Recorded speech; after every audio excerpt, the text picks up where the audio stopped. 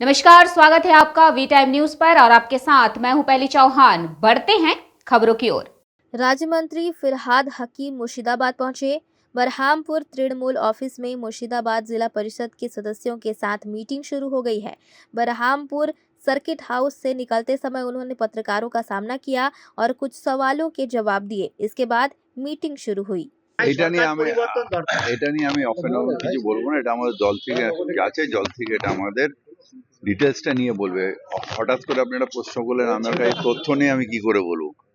এটা আমাদের দল থেকে বলবে। নিশ্চয়ই আমরাও শুনেছি এটা দল থেকে আমাদের যখন প্রেস কনফারেন্সে বলে দেবো আমরা। জেলা পরিষদের অনেক মেম্বার কংগ্রেসের সঙ্গে যোগাযোগ রাখছে, দুর্নীতি হচ্ছে বলে এখানে কংগ্রেস কি শক্তি বৃদ্ধি হচ্ছে, জেলা পরিষদ কি ভেঙে যেতে পারে এরকম আশঙ্কা? কোনো এরকম আশঙ্কা নেই। কংগ্রেসের এমন কোনো শক্তি বৃদ্ধি হবে না যেখানে তৃণমূলকে রিপ্লেস করতে পারবে। তার কারণ হচ্ছে যে মমতা বন্দ্যোপাধ্যায় বাংলাকে যে প্রজেক্টগুলো দিয়েছেন, বাংলার মানুষকে যেটা দিয়েছেন, যেটা 34 বছরের বাংলার যে উন্নয়ন, সেটা বাংলার মানুষ চিরকালই মমতা ব্যানার্জির সাথে থাকবে। দাদা, চম্পাহাটিতে আজকে আবার বিস্ফোরণ হয়েছে, এর আগেও একবার বিস্ফোরণ হয়েছিল। এটা পুলিশ দেখছে, আমি পলিটিক্যাল কে ওখানে।